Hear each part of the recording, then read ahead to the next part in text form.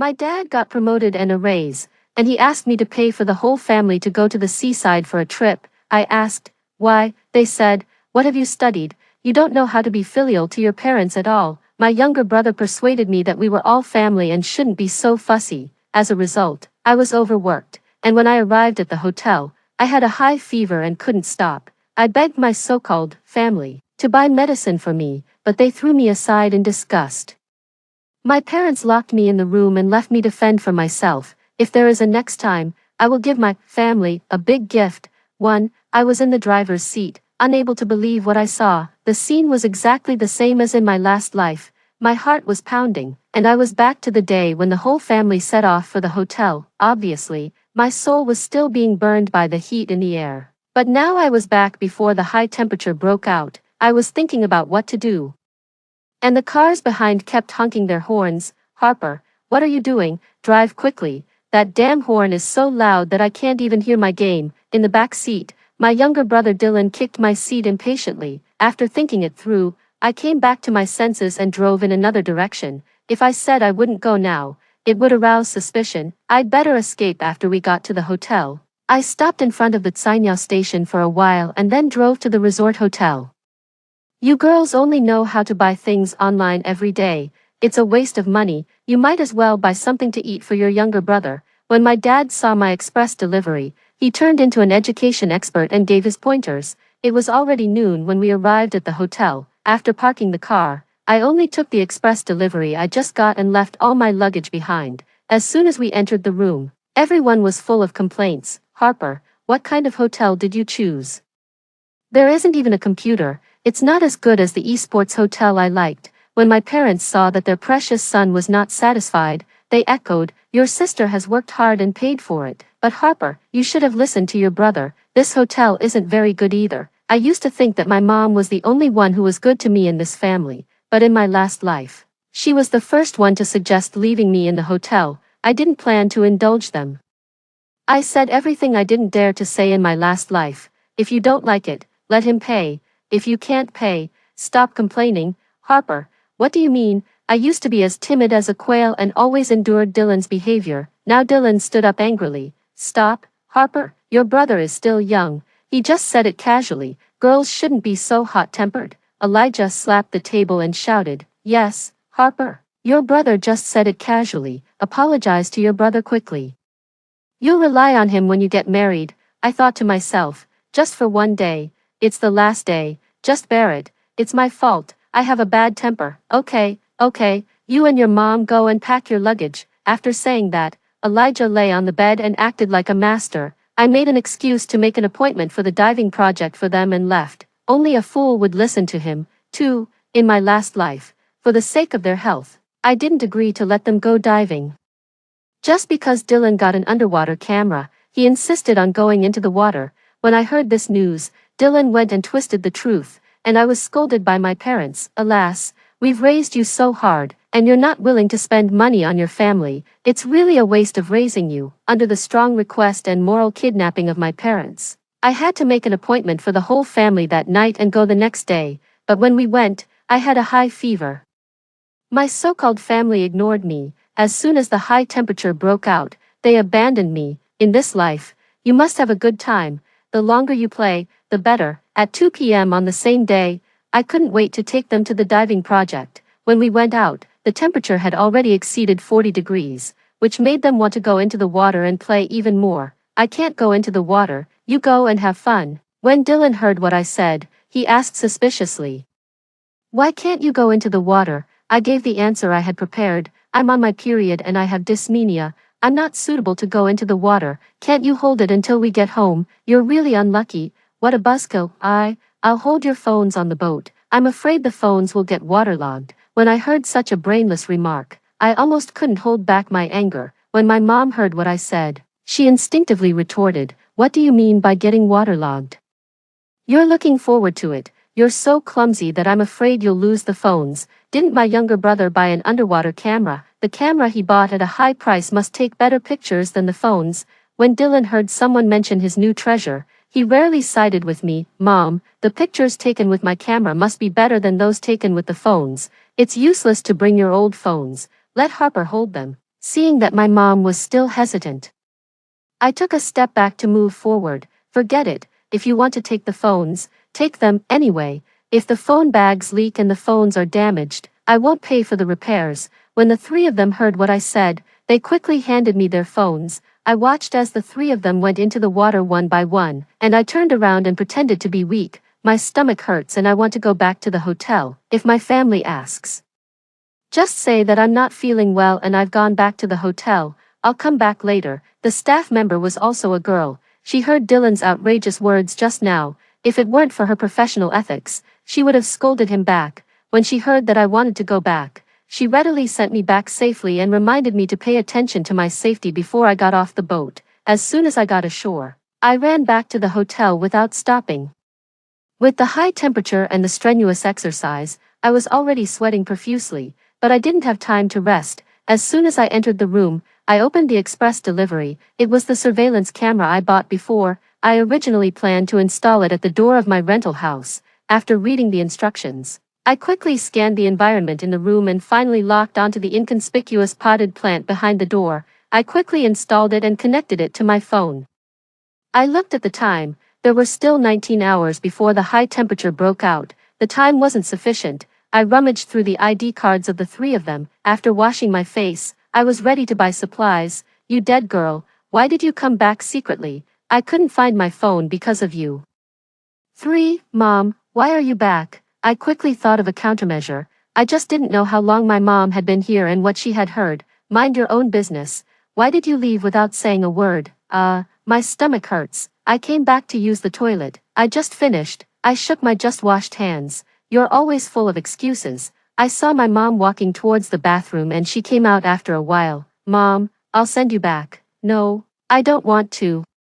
There's nothing interesting in the water. There aren't even as many fish as I saw in the vegetable market. It was the same as before. It was like this when I took them on a trip. Anyway, I haven't paid for the diving yet. If you don't go, I won't pay. Let your dad and the others pay. You dead girl. We've raised you so big, and you're not willing to spend a little money on the family. She cursed and went out. I saw the staff from a distance and walked up quickly. Talking nonsense in a low voice, the two of us reached a consensus. What did you say to that person just now? I said I wanted to pay more money to let you have a good time. I watched as my mom went into the water, and then I went back to the shore and waved goodbye to the kind person. I quickly ran back to the car. While waiting for the red light, I took out the ID cards of the three of them and took out loans online. Then text messages popped up one by one. I caught a glimpse of Dylan's phone. In my last life, I used all my strength to hold on to Dylan and begged him to buy me antipyretics, but he shook off my hand. Don't touch me. If you're sick, stay away from me. Don't pass on your bad luck to me. Then he lowered his head and played with the new phone I bought for him. My parents also told me to be sensible and said that I wasn't being delicate and that I would be fine after sleeping. Then they locked me in the hotel, and I fainted. A message popped up on my phone. I laughed when I took a look. The three of them were panting like dogs on the boat. I immediately transferred 2,000 yuan to the staff, and she sent me an okay emoji. Now I'll go to my parents' house and take away all the valuable things, for I didn't know until I looked for them. They always said they didn't have money and cried poverty to me. It turned out that all the money was spent on the action figures and gold and silver jewelry that Dylan bought, but they never wore them when they saw me. Just as I was about to leave, just in case, I turned back and did something. In the end, I only took the gold and silver jewelry and 2,000 yuan in cash and drove to the large supermarket closest to my rental house. I bought a lot of things in the supermarket. I always thought about saving money to spend on the family before. I even chose a cheap rental house in the suburbs. This time, I could spend the money however I wanted. In the end, I only had a little cash left in my hand. The supermarket offered free delivery, but people's hearts are unpredictable. It's more reassuring to transport the things myself. When I returned to my small rental house, I was carrying 4 heavy bags. As soon as I opened the door, I saw 2 big watery eyes in the corner. Meow. Jojo, Mom is back. In my last life, my soul came back to look for Jojo. Unfortunately, Jojo's condition wasn't optimistic either. It seemed to be able to see me. It meowed in my direction and then stopped moving. I climbed up and down several times to finish moving the things. My phone vibrated, and I went to the second floor. the landlady's grandmother was picked up by her daughter to live in another place in the first half of the year. Since I was an old tenant and had a good relationship with the landlady's grandmother, her daughter entrusted me to find a tenant. I made an excuse that a friend of mine wanted to rent the top floor. I found the key hidden under the carpet and opened the mailbox downstairs. Finally, I got a small bunch of keys. As long as I locked the stairwells on the second floor, no one could go to the fifth and sixth floors except me. I went to several other places and finally spent all the money from the loan and the money in my card. In the early morning, I still didn't dare to stop. The area of the sixth floor was much larger than the place I'm living in now. I cleaned the upstairs and moved all the supplies up and organized them. Time passed quickly. There were still 4 hours before the high temperature broke out. I couldn't hold up against the physical exhaustion and rested for an hour. At 5 a.m., I was busy again. Finally, it was all done. Lying on the bed, I thought back. I locked the stairwells on the fifth and sixth floors with several chains and installed the last surveillance camera on the first floor.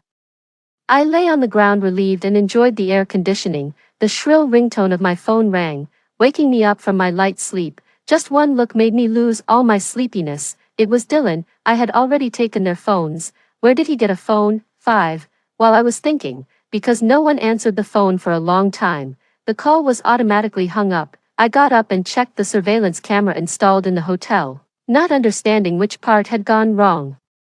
I saw the three of them kicking open the door angrily and cursing me non-stop. The curses were really dirty. They even cursed themselves. I guessed that the staff had worked hard secretly during this time. The nonsense I said before was that I was abducted by this family when I was a child. Now I was going to do a paternity test, but they couldn't find out. I gave her 2,000 yuan and asked her to hold them back for as long as possible, unexpectedly. She was so efficient that she held them back until the next morning. My parents were still talking, and Dylan was rummaging through his suitcase. Sure enough, he found an old phone soon. I was too hasty. I didn't see this phone when I was looking for the ID cards before. But even if he had a phone, so what? When the high temperature broke out, they couldn't escape from the hotel unless the Jade Emperor came. At this moment, the phone rang again. I waited for a while before answering it. Harper.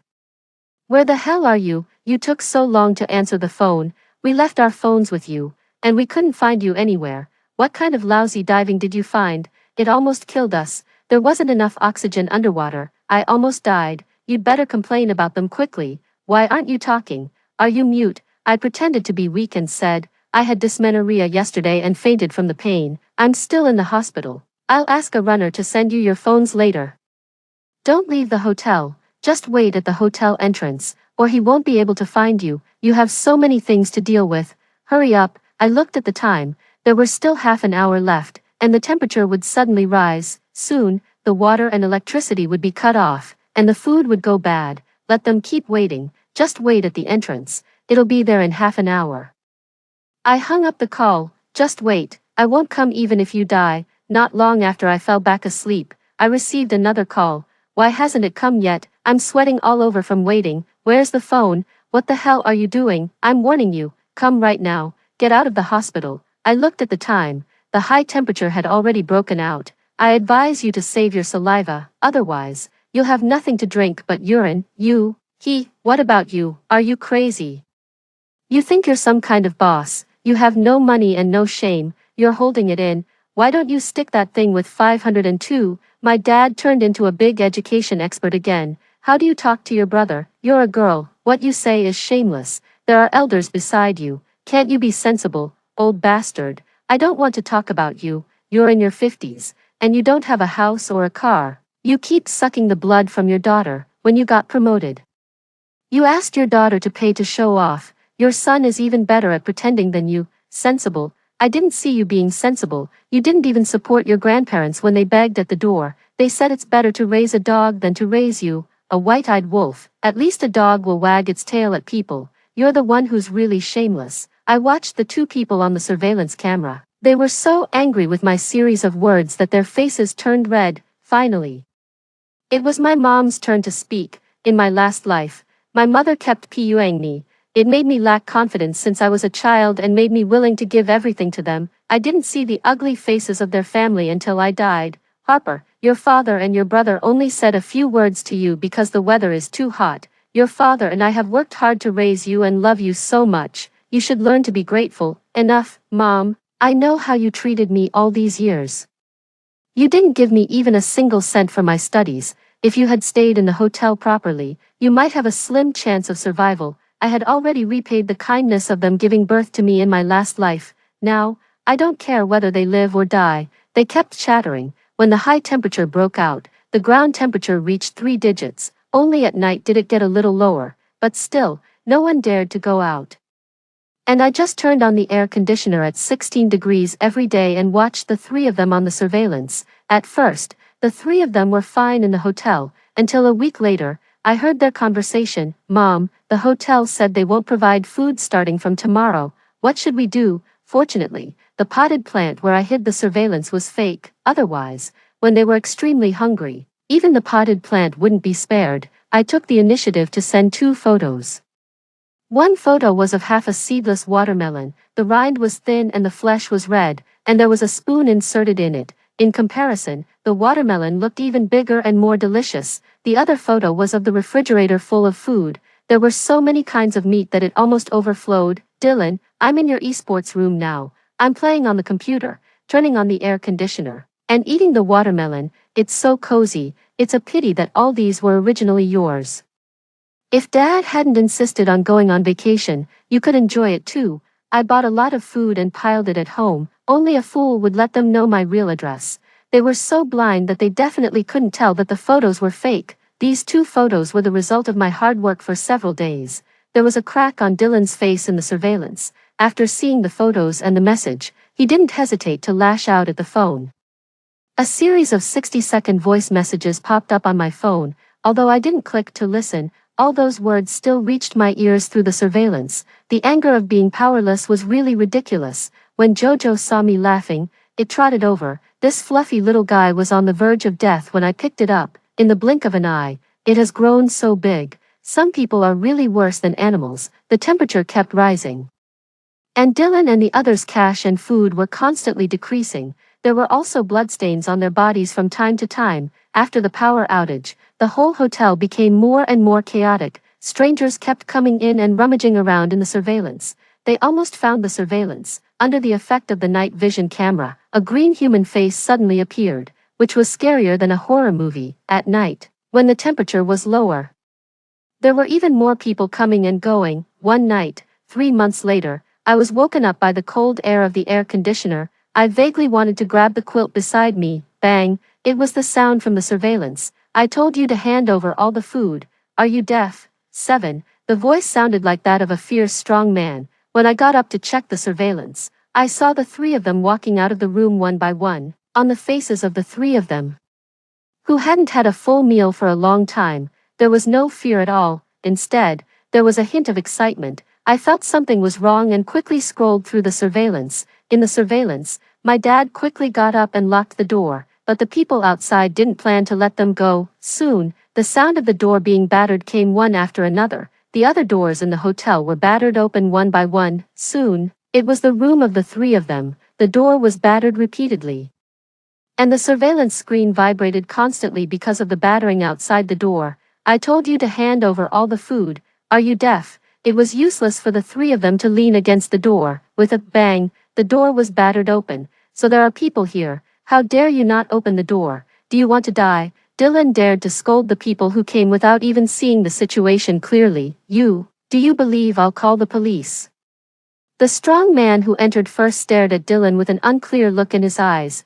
For a moment, Dylan felt a little scared. What are you in a daze for? The man who came in later nudged the strong man. Hand over all the food, otherwise, don't blame my axe for being ruthless. The man held the axe and warned. Looking down at the 3 of them, my mom's face turned pale, and her lips trembled as she replied, We don't have any food to give you. Just as the man was about to speak, the strong man beside him walked forward and looked at Dylan excitedly. If there's no food, he can be a substitute. The strong man grabbed Dylan. Even Dylan, as stupid as he was, realized what was about to happen to him. No, I don't want it. We have food. Yes, we have a lot of food. Dylan used all his strength and actually broke free from the strong man. Dylan held the phone and quickly flipped through it. I found it. Here, there's food here. There's a lot of food. Dylan turned the phone screen to show the strong man. After the man saw it, he kicked Dylan down. What's the use of showing me the photos? Do you want me to eat the photos? The strong man helped Dylan up with distress. Be gentle, don't hurt him. Dylan was helped up by the strong man, and his hand was held by the strong man. He wanted to hide but couldn't. I can take you to find it. All these things are at my home. I'll give them all to you. By the way, there's also my sister at home. I can give her to you too.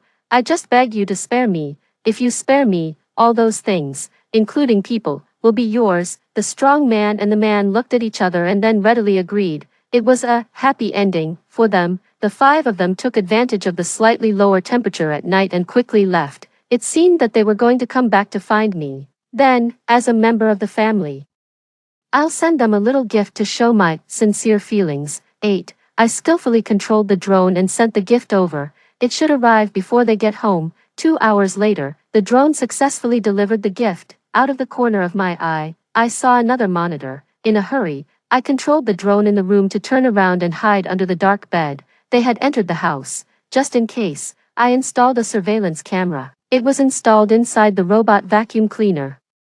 Only that position met the requirement of being hidden, and I could also control the robot vacuum cleaner to move through my phone. In the other monitor, it showed that my dad entered first. After confirming it was safe, he respectfully invited the strong man and the man in. The sun hadn't come out yet, but all five of them had sunburns of different degrees on their faces. When everyone walked into the living room, Dylan was scared silly. The dream of a room full of supplies shattered into pieces. Just like the windows in the hall, when they rented this house, my parents told me that there was no money at home, and since they raised me, I should pay for it. The windows facing the sun couldn't bear the long-term direct sunlight and burst open. It must be in the room. It must be. Dylan was in a hurry and walked towards his esports room. The moment he opened the door, he was stunned. It's a pity that the surveillance couldn't capture Dylan's expression. I believe it must be very wonderful. The strong man put his hand on Dylan's shoulder. Is this what you said? A lot. Maybe it's not this room. Dylan got rid of the strong man and quickly searched the remaining rooms. He didn't even spare the small room that had become a storage room. He stood by the bed, and threw the drone under the bed. I heard the rustling sound of paper rubbing. It should be that Dylan saw the gift I sent. Did you find it? The strong man's question came from the living room. Dylan quickly threw the gift I sent deep under the bed. No, not yet. 9. Harper, by the way, the refrigerator. There's food in the refrigerator. Dylan opened the refrigerator eagerly. The refrigerator, which was full before they left home, now only had some zombie-like meat and vegetables that had turned yellow and rotten. I found it. There's food here. Dylan shouted excitedly. Everyone followed the sound. At least there's food. What do you think? The man looked at the strong man. No way. The strong man disagreed and reached out his claws to Dylan again. Dylan had the strong man's hand on his waist and wanted to ask his parents for help. My parents were angry that the other party didn't keep their word, but they didn't know what Dylan was really afraid of. I'll give you 2 choices. 1. Give us supplies exactly the same as those in the photo. 2. If you don't have that much, you can be a substitute. Then, the strong man moved his hand down and pinched. Dylan shuddered. Is there no other choice? The strong man didn't speak, but he pinched again. The man was used to the strong man's behavior. Don't disturb my sleep. After saying that, he turned around and made demands on my parents. Dylan was pulled into the nearest room by the strong man, and it happened to be the room where my drone was. After listening to the voices of the strong man and Dylan for 5 minutes, I reluctantly cut off the connection with the drone. I couldn't help but sigh. They really know how to have fun. In these 3 months, I kept improving myself by studying and exercising in my safe house. Since it's located in a remote suburban area, there are almost no people around. Only a few people passed by occasionally. One day a week later, the strong man and Dylan had another communication in that small room. But soon, the strong man called the others over. The surveillance was far away, but I could still hear the man's questioning. I've wasted so much effort. Are you playing me? Do you really think I'm joking? If you can't find the food, you'll use your flesh to make up for it. Then a paper ball was thrown out and hit my robot vacuum cleaner. Judging by the situation, the strong man and the man saw the gift I gave to my family. The content was, Dear Mom and Dad, I've followed your instructions and transferred all the supplies to a place that only our family knows. I'm safe and will wait there for our family to reunite. The time of the signature was the day they left the hotel. This house is in a high-end residential area and has its own power generation system, so the power hasn't been cut off. Therefore, I can use my robot vacuum cleaner openly. I looked at the time, and it was time. I controlled it and drove it to the small room openly. 10. In the room, the deathly silence was broken by the robot vacuum cleaner. I controlled it skillfully, just like yesterday.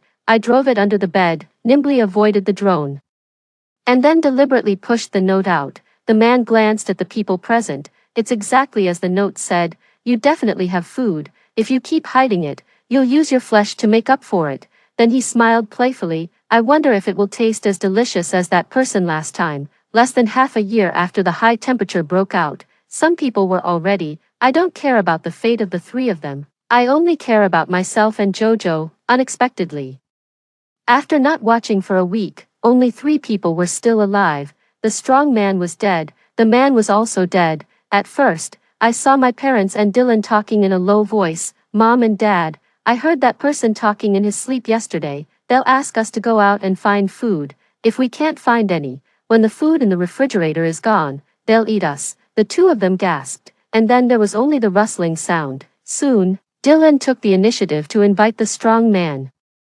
The strong man was excited to see Dylan's appearance and hugged Dylan and walked towards the small room. The strong man and Dylan went into that small room again. Less than half an hour later, Dylan called the man over. The man went in and less than 10 seconds later, he crawled out desperately. You can't escape. Go to hell. Dylan ran out holding a kitchen knife and slashed with all his strength. One slash after another. The bones at the connection between the man's head and body were exposed, but the man's body was left intact. Finally, my dad and Dylan struggled to carry the strong man and the man out one by one. There was a blood hole on the back of the strong man's head, as big as his head.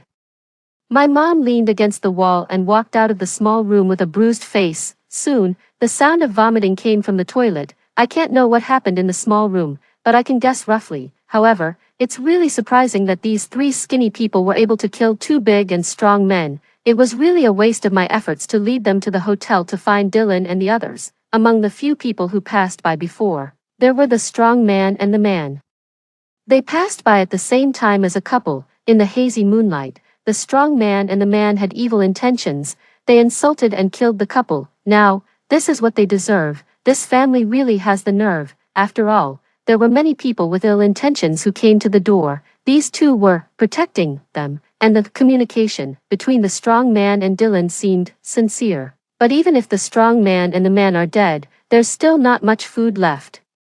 My dad and Dylan went out for a while and were already sweating all over, not to mention the temperature outside. It was almost like an oven. A month later, except for my small room, which no one searched, they were so hungry that they even tore apart and ate the leather sofa. The 3 of them were barely alive, leaning against the wall. Dylan seemed to think of something and secretly said something to my dad. 11. My dad thought for a while and then nodded and went out with Dylan. As for my mom, she was so hungry that she fainted. The 2 of them came back with pale faces. Dylan wanted to vomit but had nothing in his stomach to vomit. Dad, those 2 corpses they've all melted I even touched them they were sticky and slippery My dad's face was just pale. As expected, an old fox is always cunning. My dad composed himself and stared at my mom. I know they have set their sights on my mom. My mom didn't know it at all. I pity her, but I won't save her. If I were there, the 3 of them would definitely kill me first to fill their stomachs.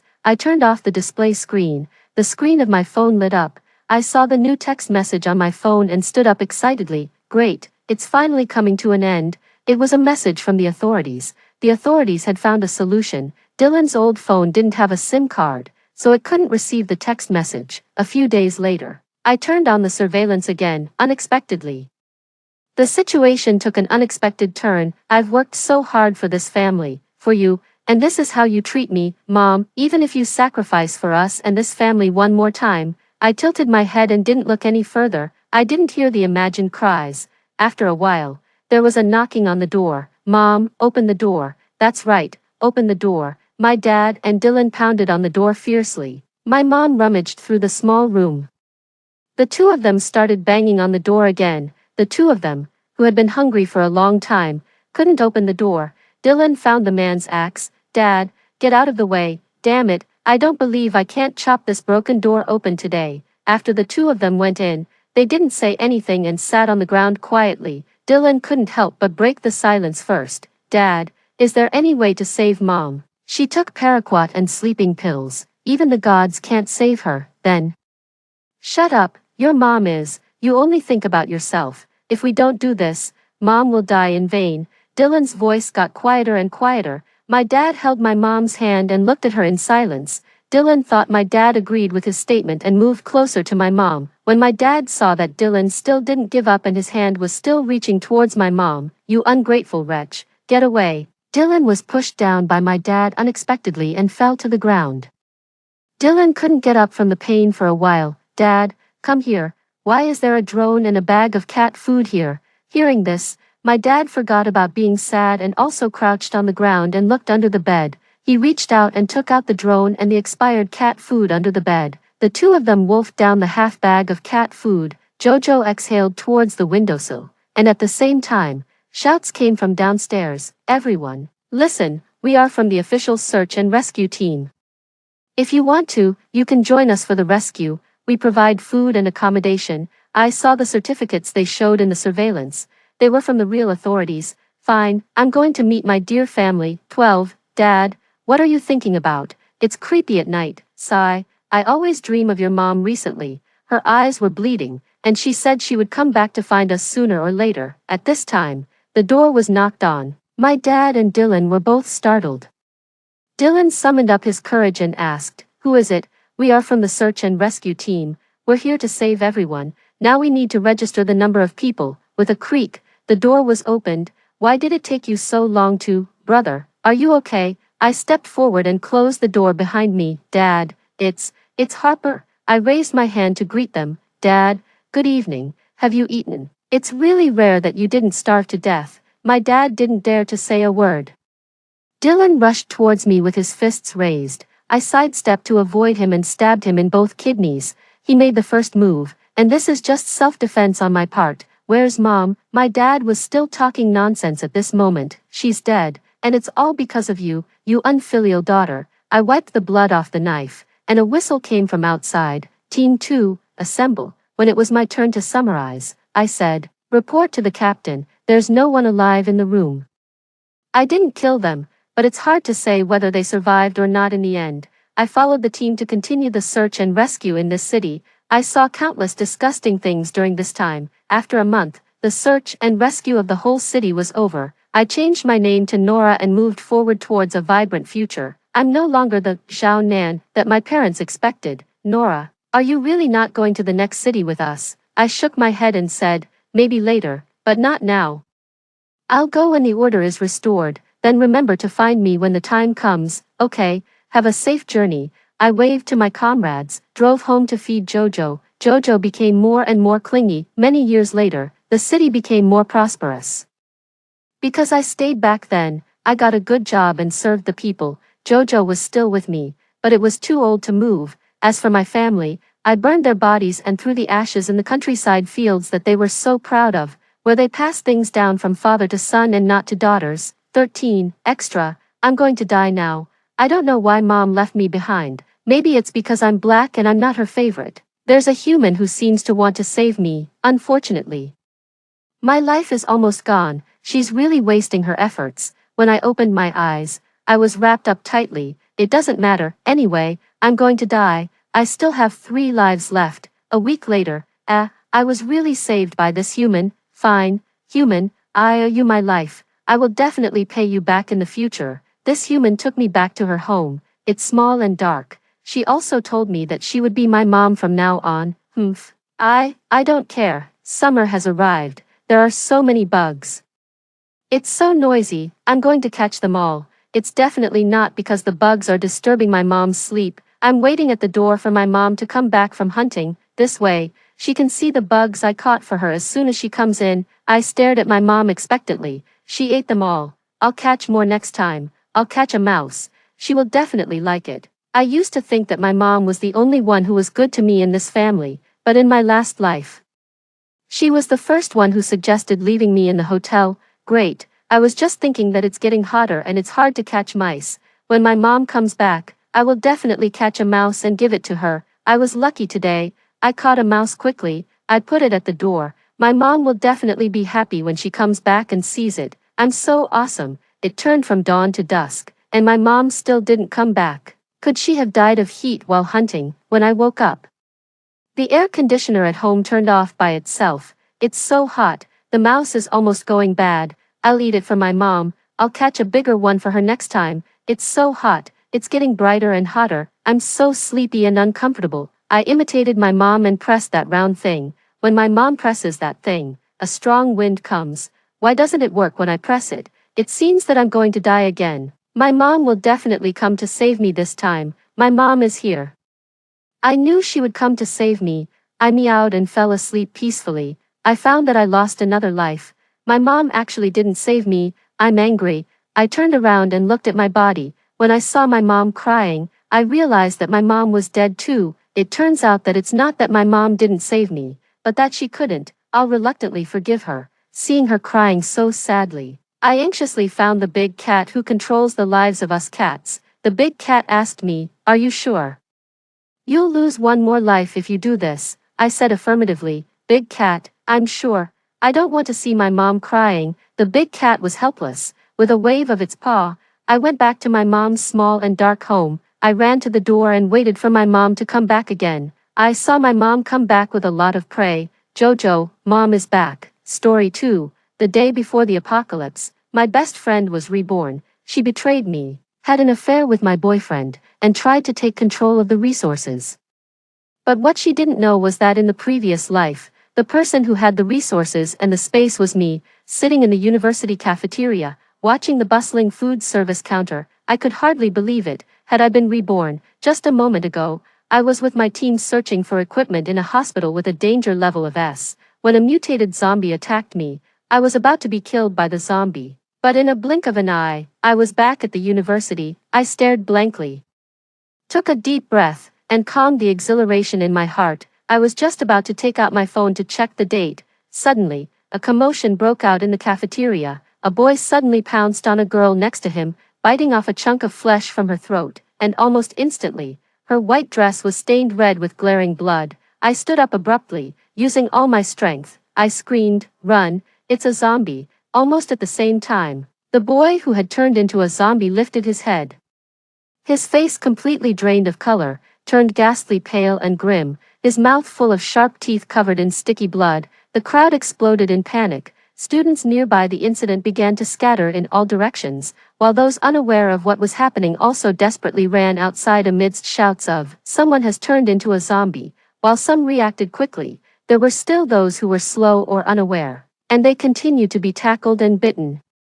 Those who were bitten and killed turned into zombies within seconds and attacked others. In no time, about 20 people in the cafeteria had turned into zombies. The not-so-spacious cafeteria entrance was now blocked by hundreds of people. Seeing that the students on the outer edge were in danger, I quickly moved the tables, shouting as I did, "Block the zombies with the tables, don't let them get close." Several boys immediately started stacking the tables high together.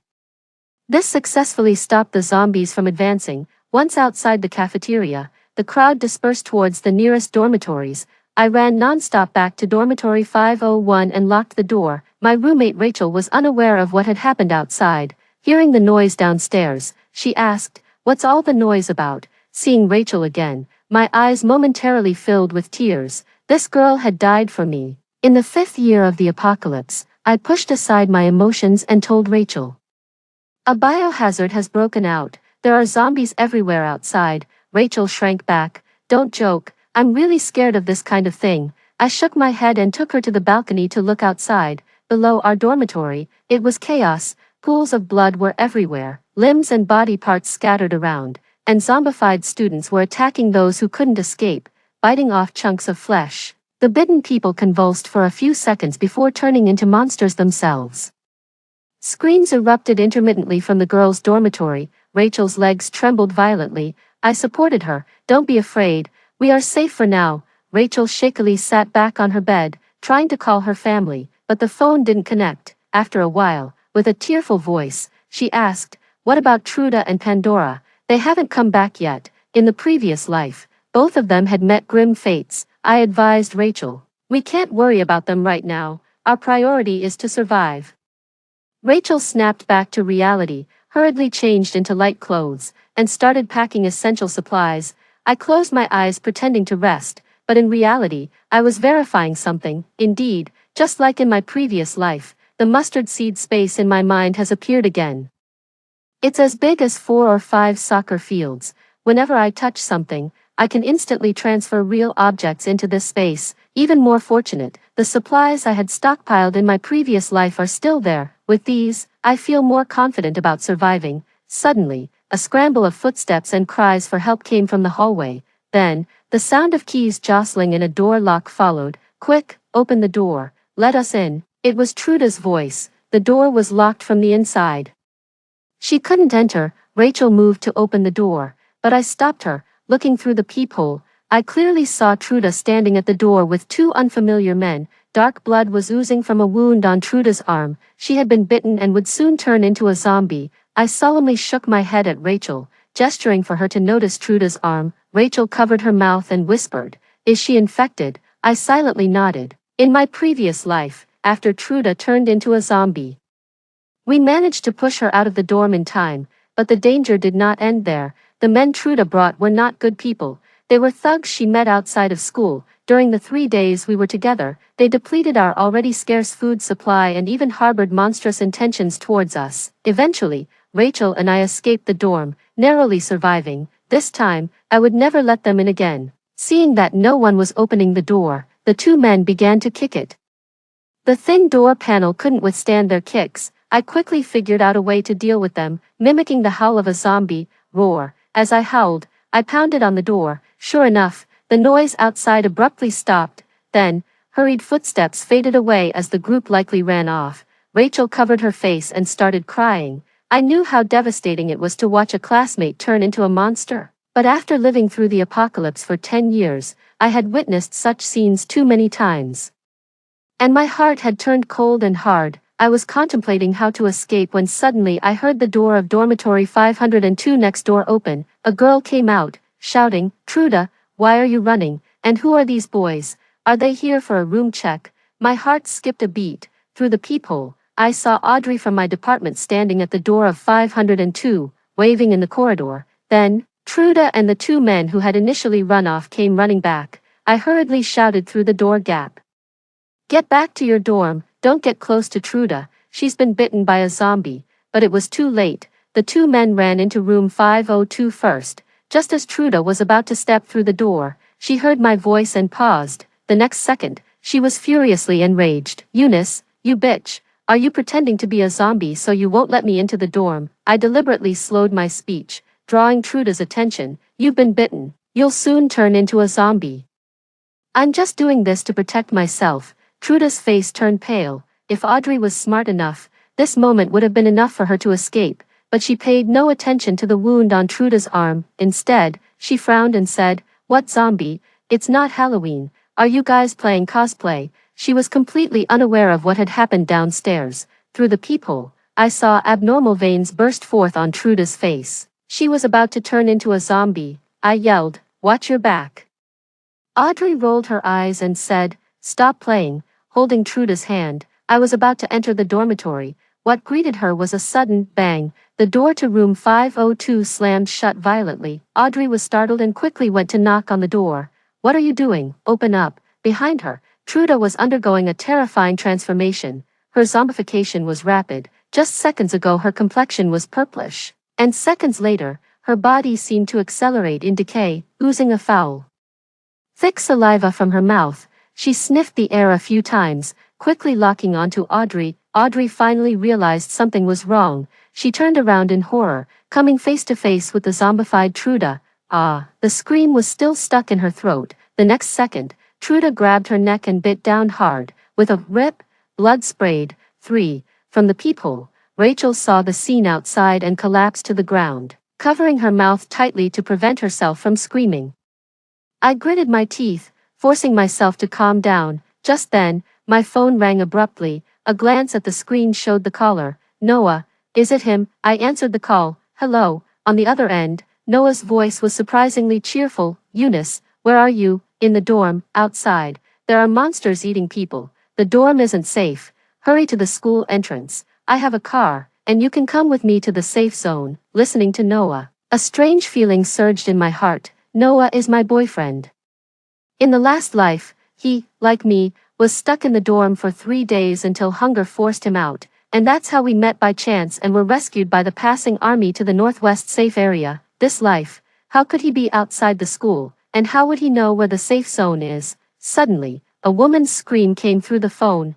Noah, zombies are closing in. We can't wait any longer. The voice was soft and familiar. Pandora. I quickly made up my mind and said into the phone, wait for me 5 minutes. I grabbed Rachel, took the prepared supplies, and quietly opened the door to check. Fortunately, the zombies in the hallway were distracted by the broadcast from the other side of the dorm building, greatly facilitating our escape. Just as we opened the door to room 502 across the way also opened. What a coincidence. The moment our eyes met those of the two opposite us, I clearly saw the glaring malice in their eyes, clearly.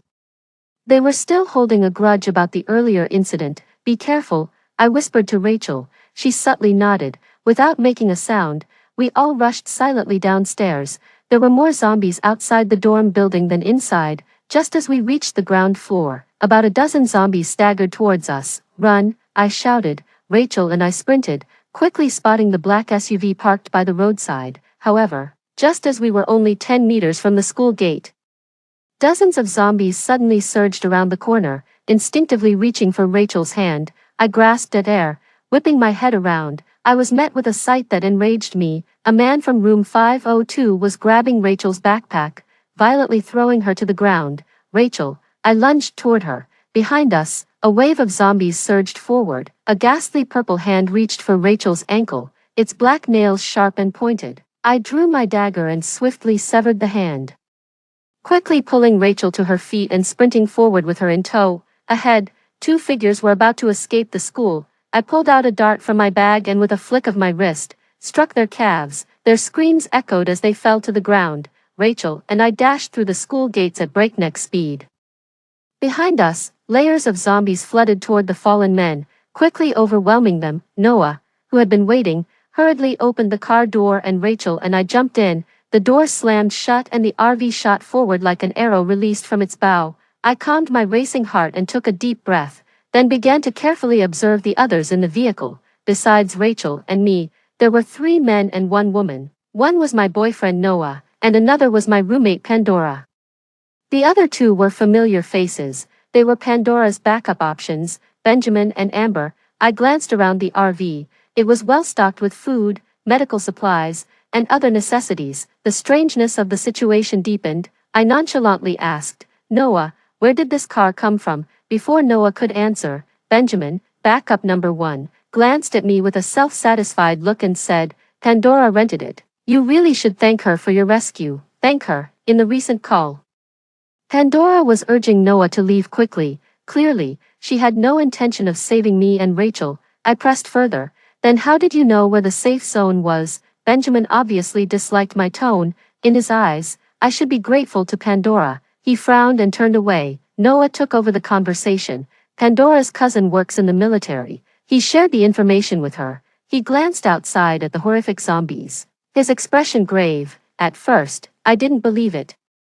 Didn't think zombies could be real. Pandora has a cousin in the military. I hadn't heard that in my previous life. Moreover, the apocalypse had struck suddenly, with no forewarning. Noah then gestured to the supplies in the car. Pandora stocked up on these early this morning. Stocking up early. She must have been sure the apocalypse was coming. I just responded with an, oh, then asked, how did you and Pandora meet up? Noah paused, his expression uneasy. Pandora sneaked a glance at him and said, we just bumped into each other this morning. I remained noncommittal. I took a closer look at Noah and noticed 2 strawberry marks on his neck. Pandora was wearing a high-collared sportswear, zipped up to the top, but I could just make out some red marks below her neck. What had transpired between them was clear. In my previous life, they did have interactions, but that was half a year into the apocalypse. By then, I had already established my own team at the base, officially. My boyfriend Noah was the team leader, but in reality, He was just a figurehead. The core members of the squad were all recruited by me and followed my commands exclusively. On one unexpected occasion, I unexpectedly discovered that my roommate, Pandora, was still alive. She had become a woman in the red light district of the base. Out of old friendship, I arranged for her to receive supplies regularly. But it wasn't long before she got involved with Noah. I remember the day I caught them together. Pandora calmly dressed herself and casually told me, Eunice, Noah has normal physical needs. You're always busy fighting zombies. How could you satisfy him? I just wanted to help you. I asked Noah what he thought. He simply said, I can't be expected to be with just one woman. I considerately let them be and quickly took the core members of my team and left the original squad. Months later, Noah, now shabby and decadent, knelt at my feet, begging for mercy. I just smiled and told him, I never targeted you specifically. If you've ended up like this, it's because you're worthless. Why did these two come together so soon in this life? Thinking of Pandora's proactive hoarding, I had a suspicion. Perhaps Pandora was also reborn. I laughed. If that was the case, then in her past life, Pandora must have died during Noah's prime, unaware of his later downfall, which is why she rushed to his side so eagerly in this life. In my previous life, I didn't take them seriously. And in this life, they are even less significant to me. However, I am curious to see the expression on Pandora's face when she realizes she backed the wrong horse. As we drove, we occasionally saw pedestrians being dragged and devoured by zombies, and frequent car accidents along the roadside. Approaching 6 p.m., as the sun set, the sky gradually darkened. The howling of the wind carried the eerie screams of zombies, sending chills down one's spine. We reached a small gas station on the outskirts of the city before nightfall. Noah said, It's not safe to drive at night. Let's spend the night here. Everyone agreed. Pandora suggested, We need someone to keep watch. After thinking it over, Noah said, Benjamin has been driving all day. He needs to rest. I'll take the night shift tonight. And you handle the driving in the morning. Okay, agreed. No problem. After a long day of travel, everyone quickly ate dinner and went to sleep. Late at night, the wind howled fiercely, but the zombies' screams strangely disappeared, and the gas station was very quiet. I woke up from a restless sleep, feeling uneasy. I quietly cracked open a window, and suddenly, a strong gust of wind swept through, bringing a pungent stench with it. My heart tightened. This strong odor, not dispersing even in the fierce wind, couldn't possibly come from just one or two zombies. The zombie horde was coming. I quickly stood up and woke up the others. Get up. The zombie horde is coming. We need to leave now. Noah, seeing my actions, frowned. Eunice, are you sure you're not just having a nightmare? It's quiet outside. There's no zombie horde. Pandora, irritated at being woken up, rubbed her eyes.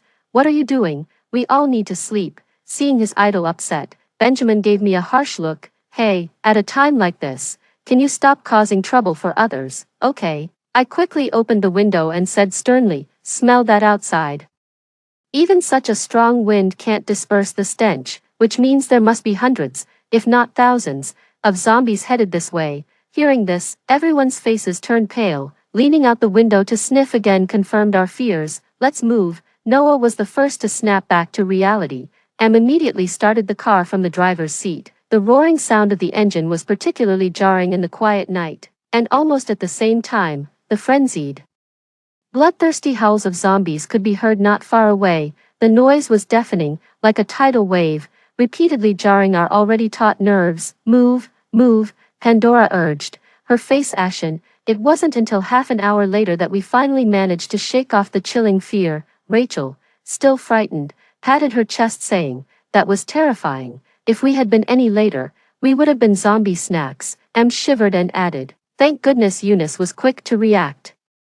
Or we wouldn't even know how we died. Noah smiled at me and said, Eunice, we owe you big time. Even Benjamin, who hadn't been too fond of me before, nodded in agreement and sincerely added, Thank you. Pandora, feeling left out, had a sour expression. She turned over, pulled up her blanket, and muttered, I'm dead tired. Let's just sleep. The rest of us exchanged puzzled glances but didn't say much else. The next day, the situation outside had worsened significantly, with nearly twice as many zombies as the day before. The good news was that we encountered an army convoy headed to a safe base, which undoubtedly increased our safety. The bad news came around 4 in the afternoon when our convoy got stuck on a bridge. Trapped behind hundreds of meters of traffic jam. Damn, Benjamin cursed loudly. How long do we have to wait before we can move? Everyone in the car was restless. Rachel shared some information she had gathered. There's not only zombies up ahead but also a car accident blocking the road. The army needs to clear the zombies first and then the road. It might take a while before we can proceed, since convoys tend to attract zombies. Getting surrounded would spell disaster, therefore. The military opted not to use firearms to avoid drawing even more zombies, relying instead on melee weapons, which made clearing them slower. Suddenly, a frantic honking started from the back of the line. Honk, almost simultaneously. Several more vehicles began honking. The sound of honk, honk, honk filled the air. Drivers began to panic. Who the hell is so brainless, honking at this time? Do they want to attract zombies? Idiots. Stop honking. My heart sank. Honking was known to attract zombies, a basic survival knowledge. A single car honking could be a mistake or an emergency inside the vehicle, but several cars honking together, that indicated something serious. Something had definitely gone wrong at the back. I ran out of the RV and looked towards the end of the convoy, where I saw people climbing on top of their vehicles, screaming in terror, through the howling wind. The fragmented cries reached us. The zombie horde is coming. The zombie horde was coming, and the road ahead was still not clear. We couldn't stay with the convoy. I quickly climbed onto a nearby car and stood on its roof to look back. The horde of zombies stretched as far as the eye could see. They were only a few hundred meters from the convoy. The military immediately arranged for firepower support in the rear, and the relentless rattling of machine guns filled the air. When we were caught in a pincer attack, there was no longer any concern about attracting more zombies, but the real problem was that we were on a bridge. The army couldn't use powerful explosives for fear of destroying the bridge, which would spell doom for everyone. Moreover, the effectiveness of the machine guns, which were limited in number, against the zombies was minimal. After the firepower attack, not only did the number of zombies not decrease, but it actually increased.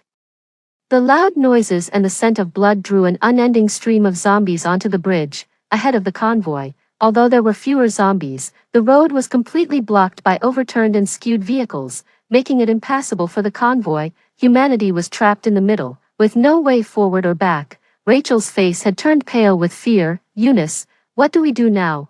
I had a helicopter in my space, which could whisk Rachel and me away, but what about the people trapped on the road? They were certain to die. As the zombie horde drew closer, I quickly devised a plan in my mind. I had an idea. I dashed towards the direction of the military, shouting as I ran, block the zombies with the vehicles, then blow up the bridge railings. Almost as soon as I finished speaking, a soldier who looked like an officer responded immediately. Good idea. His voice sounded familiar, and when I looked up, it was Oliver. He was Alan's nephew, the man in charge at the Northwest base, and the next in line to lead. Understanding my intent, Oliver quickly directed a group of soldiers into action. Dozens of vehicles were commandeered by about a dozen soldiers, lined up tightly to block the road completely. The vehicles were arranged bumper to prevent the zombies from breaking through. At the same time, the demolition experts quickly prepared their explosives. With a loud bang, a section of the railing was blown apart. By the time we finished, the zombie horde was upon us.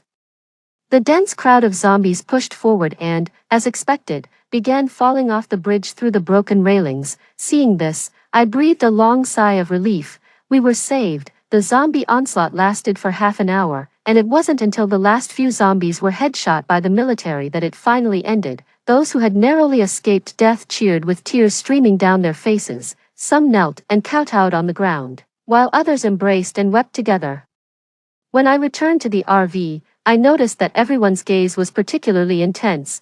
Well, everyone except Pandora. Rachel was so excited she was nearly bursting. She hugged me tightly. Eunice, you were incredible. You saved everyone. You saved so many people. Amber, with sparkling eyes, asked me, Eunice, how did you come up with that idea? I pondered for a few seconds and replied, probably watched too many apocalypse-themed movies. Just applied what I've seen. Benjamin came over, smacking his forehead. I like those too. How did I not think of that? Rachel pushed Benjamin playfully, laughing. You're not as smart as Eunice. Actually, the idea wasn't that complex, and with Oliver's capabilities, he would have thought of it eventually. Otherwise, he wouldn't have been able to make it back to the base alive in his previous life. I just happened to speak up first. Pandora, who had been sulking since getting in the car, finally crossed her arms impatiently and said, "Can you keep it down? The chatter is killing me." The others in the vehicle paused momentarily. The cheerful atmosphere suddenly dissipated.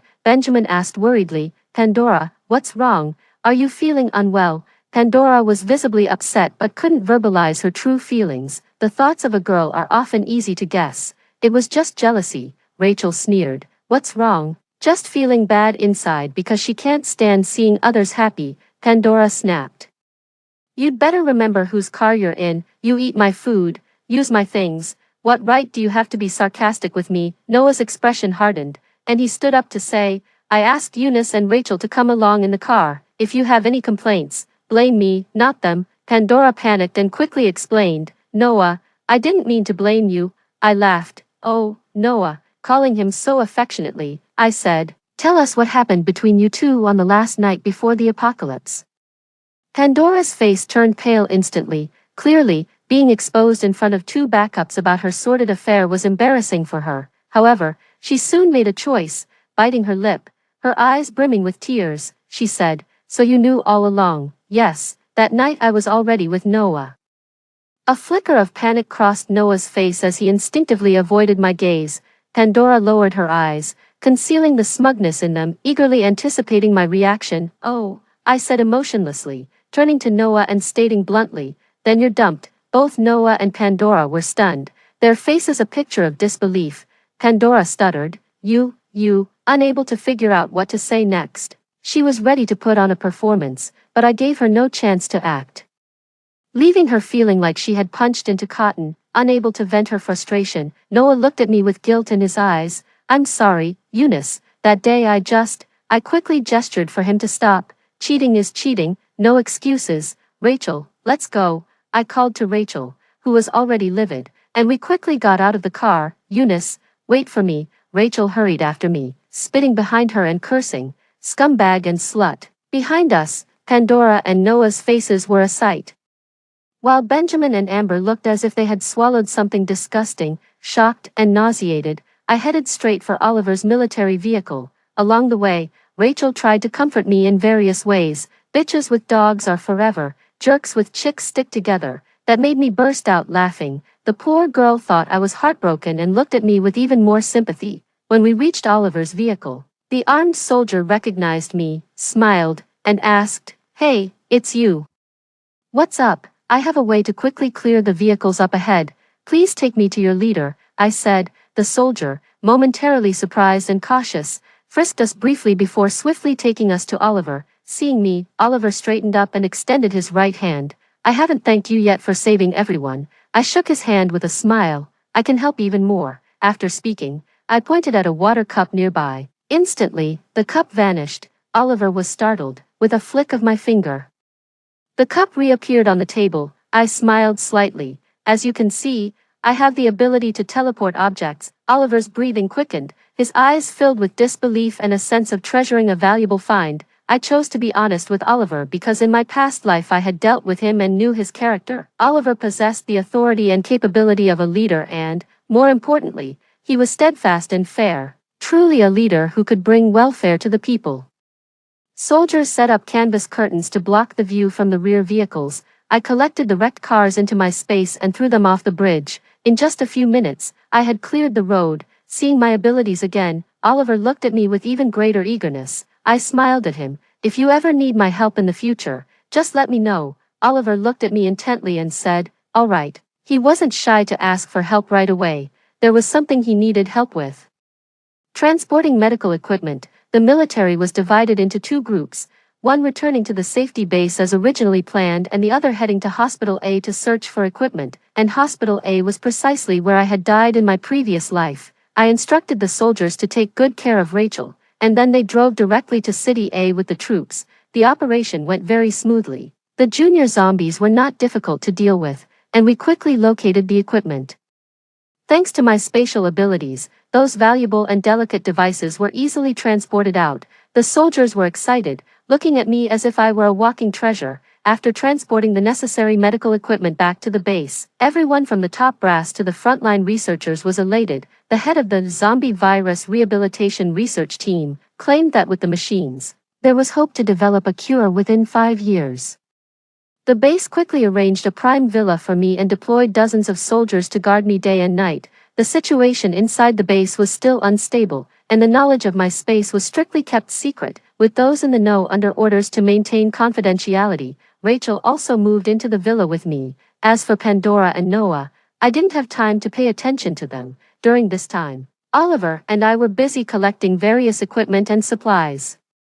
More than a month had flown by in a blink. When I re-entered the base, I heard something new. A woman claimed to have been guided by God and could foresee the future. She predicted a small-scale zombie siege in 3 days. After a heavy rain, the temperature would suddenly rise to 45 degrees Celsius. The teams sent to City B to search for supplies would encounter a wave of zombies. Everything she predicted came true. In these apocalyptic times, people were already anxious and fearful. Hearing of her deeds, they virtually revered her as a divine incarnation. Even Alan, the leader of the base, met with her. This woman was Pandora. Oliver and I returned to the base, weary and dusty. Upon arriving at Alan's office, we saw Pandora sitting on the sofa. The moment she saw me, she seemed incredulous, but soon after, she chuckled. "Eunice, long time no see. Who is this with you?" Alan chimed in. "Oh, let me introduce him. This is my nephew, Oliver." Pandora's pupils dilated slightly. Having been in the base, she had naturally heard of Oliver's renown. A flash of jealousy crossed her eyes, clearly misunderstanding my relationship with Oliver. She scoffed. "I see Eunice is still so likable. In just a few days, you found someone new." Before I could respond, a fierce look flashed in Oliver's eyes as he snapped, "Watch it." Pandora was startled. Alan's expression also changed, but he managed to keep his composure, only darkly ordering the guards, "Please escort Miss Ding out." Pandora was completely baffled, unable to comprehend why Alan, who had been quite courteous just moments ago, had suddenly turned hostile. After being thrown out of the office, she stubbornly shouted at the door, "Hey, I can foresee the future. You'll regret sending me away." Oliver looked questioningly at Alan. Alan scoffed and shook his head. "Prophecies. She just happened to guess a few things right by chance." Pandora's so-called prophecies were merely memories from her past life. Memories can be flawed, and things can change. The benefits of her rebirth were not as great as she imagined. An hour later, after Oliver and I had reported the outcomes of our trip, to my surprise, Pandora was still waiting for me. As I emerged, she ran up to me and asked, "What is your relationship with Oliver?" I raised an eyebrow. "What's it to you?" Her expression complex. Pandora bit her lip and said, "Could you please introduce me to Oliver? I have the ability to predict the future. And keeping me would be useful. My requests are simple, a place to live and a daily supply of necessities." I turned and walked away. "I'm busy." Pandora stared at me, her gaze intense, her face filled with shock. Gnashing her teeth, she said, "I'll make you regret this." I scoffed. "Well, I'll be waiting." The next day, Pandora prophesied to her followers that the woman by Oliver's side would bring disaster upon him. Oliver commanded great respect at the base, and many were concerned about his affairs. However, before the prophecy could spread, a man strode into the temporary room where Pandora was staying. He looked fearsome and grabbed her by the collar, slapping her twice sharply. Blood trickled from the corner of Pandora's mouth. Leaving her stunned and frightened, she asked, What are you doing?" The man dragged her outside, his eyes bloodshot as he addressed the onlookers.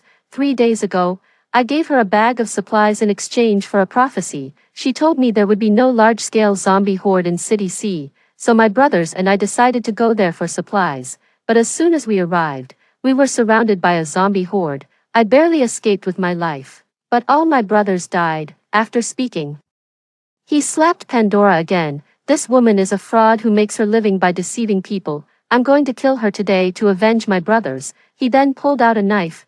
Pandora's eyes filled with terror. No, put the knife down." The security team arrived just in time, restraining the furious man. After understanding the whole story, the security team sympathized with the man's ordeal and did not pursue charges against him for his violent act. However, they showed contempt and disdain for Pandora, who disregarded human lives and deceived people by pretending to be a seer. The news quickly spread throughout the base. Was the so-called divine woman just a fraud? At first, some people didn't believe it, but as time passed, Pandora's predictions became increasingly inaccurate. The enraged public, feeling deceived, dragged her into the street and beat her, if not for the strict discipline of the base, which did not allow provocations and disturbances, she would have been killed.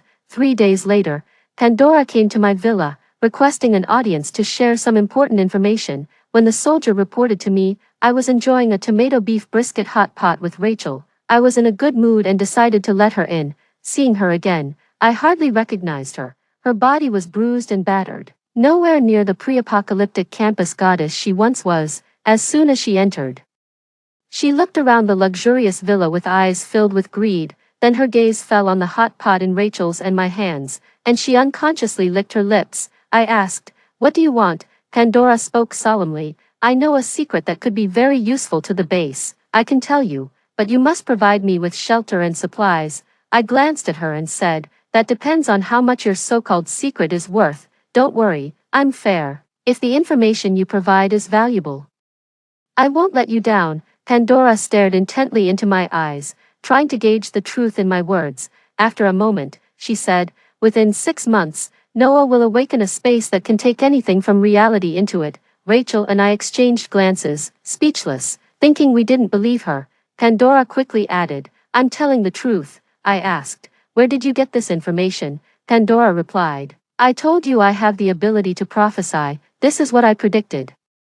Noah will become the captain of the base's first squad, and his squad will have a continuous supply of materials. I saw with my own eyes how an empty warehouse was filled overnight. If that's not spatial transfer, what is?" Pandora was detail-oriented, but she completely misunderstood the situation. I smiled, placing my hand on a nearby chair. "Are you talking about this space?" With that, the chair vanished. Pandora fell to the ground, her face filled with astonishment, full of disbelief. She exclaimed, "You have a space too?" I walked over to her, smiling, and said, "The one with the space isn't Noah, it's me." Pandora stared at me in terror as if she had seen a ghost, murmuring to herself, "How can this be? How? The space is yours, not Noah's." I confirmed, "That's right." After a moment, she broke down, alternating between crying and laughing madly as she tore at her hair, then ran out of the villa. Rachel watched in shock. "She's lost her mind, hasn't she?" Then she reminded me, "Eunice, that scumbag Noah has been to the villa several times trying to reconcile with you. I had someone chase him away. Don't let him fool you. I heard he's been mooching off Pandora ever since he got to the base. Men who cheat and sponge off women are the worst." I gave her a reassuring look. "Do I look that foolish?" Rachel nodded in satisfaction. Then she gossiped, "So, how are things going with Oliver?" I quickly finished the hot pot in my hand, placed the bowl on the ground, and said, "Oliver and I are strictly professional partners." Then I stood up and said, "I have to go now." "Leaving so soon?" Rachel called out from behind, "Eunice, I think Oliver is interested in you. Give him a chance." I have been busy with space imaging lately. Space imaging, as the name suggests, involves projecting images from my space for everyone at the base to see. In my previous life, this technology was on the verge of completion. In this life, I asked Oliver to help find the researchers and handed them the results to further their studies. This allowed the technology to be quickly developed. 3 days later, my space was officially revealed. The resources within were displayed to all the survivors in image form. The entire base was abuzz. In these apocalyptic times, lack of clothing is the least of worries. The deterioration of spirit is far more severe. During these hardest days for humanity, this space undoubtedly became a beacon of hope. With this space, the pace of infrastructure building could be accelerated significantly, allowing large machinery, building materials, and even houses to be quickly placed where needed. There is no passage of time within the space, so perishable food and items can be preserved to the maximum extent, completely preventing resource waste. The inspiring and uplifting value of this space far exceeds its storage function. It is a symbol of an era. That day, as usual, I headed to the newly established safe zone. Pandora suddenly burst out from around the corner. Immediately, a soldier caught her, and several guns were pointed at her in an instant. I waved my hand, signaling the soldiers to release her. I had someone investigate Noah and Pandora's situation before. Noah tried several times to see me, but each time, the soldiers beat him up, and eventually, He didn't dare to come again. To make a living, he had to join a third-rate squad. His weak nature meant he wasn't cut out to be a key player, barely managing to survive.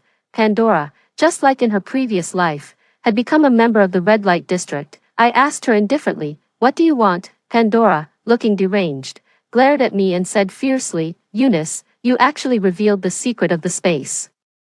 Do you know this is a divine item that many people desperately seek?"